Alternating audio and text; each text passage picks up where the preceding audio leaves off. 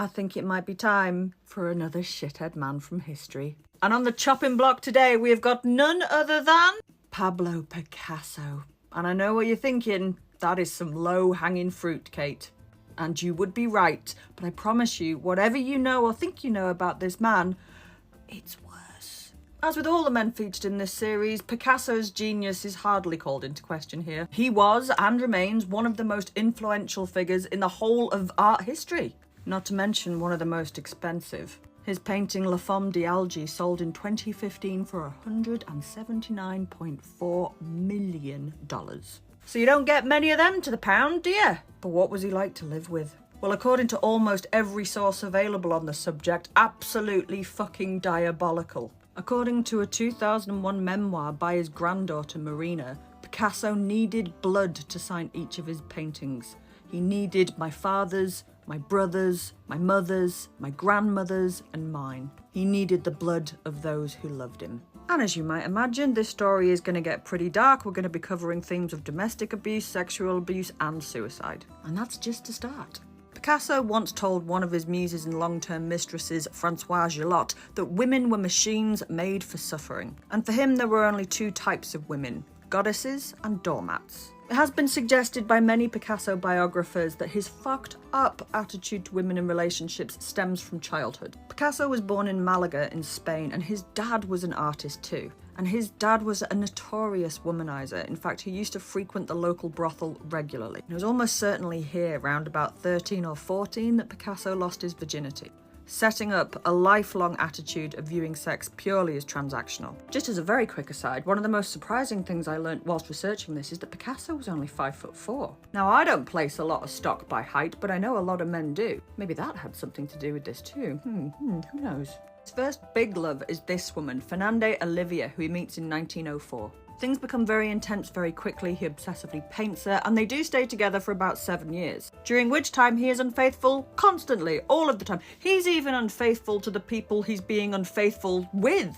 And it's a very violent relationship as well. He's very cruel, he's very controlling, he locks her in the house and won't let her out. There's a really ugly episode in 1907 when, because Fernande can't have children of her own, they go to a local orphanage and adopt a 13-year-old girl called Raymonde, only to have to return Raymonde to the orphanage a few months later after Fernande caught Picasso sketching indecent images of her. Anyway, Picasso soon tires of Fernande and takes up with this woman, Eva Goul, and of course Picasso is cheating on her the whole time as well, and she gets tuberculosis and dies in 1916. He's even sneaking out to visit other lovers while she's on her deathbed. And after she dies, he consoles himself with a string of other lovers until he meets this person, Olga Koklova, who he actually persuades to marry him in 1918. The marriage is violent and controlling, and he's cheating the whole time. They do have a son together, Paolo. And as you might expect, her mental health starts to deteriorate. Oh, and he's having an affair with 17-year-old Marie Theresa. And he managed to keep this relationship secret until 1935, probably because it was illegal.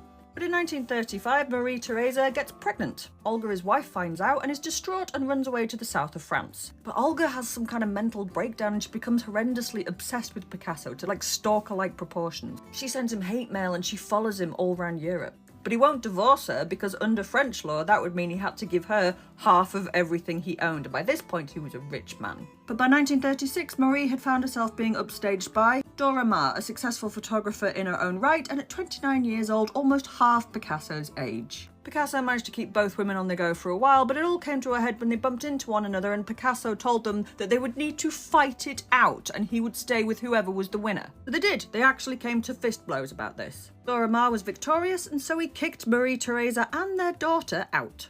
But don't worry, Picasso painted this, 2 birds in a cage, to commemorate that moment. And it sold at Christie's in 2004 for just over £1 million.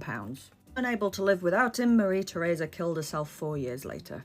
In 1943, Dora found out that Picasso was having an affair with this woman, 21-year-old Françoise Gillotte. Dora experienced a severe psychiatric collapse and never fully recovered. François and Picasso live in the south of France, but his wife, do you remember her? Olga, the one he wouldn't divorce, yeah, she decides to live really close to them and would often break into their home and attack François. He has 2 more children with François, Claude and Paloma. Even in the 1950s, by the time he's 70, he's still having affairs. Olga eventually dies of natural causes, which means he could have been free to have married François, but he doesn't.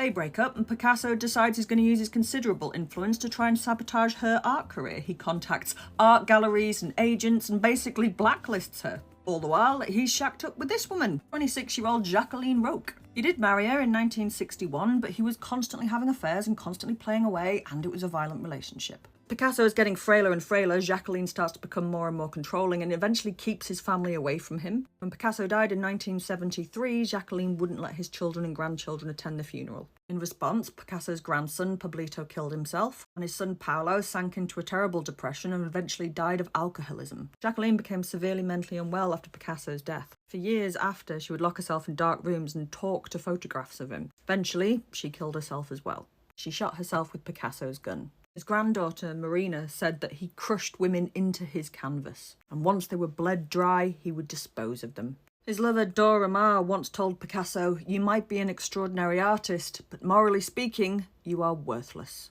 And there you go, Pablo Picasso. What a twat. But the pictures are nice. The pictures are nice.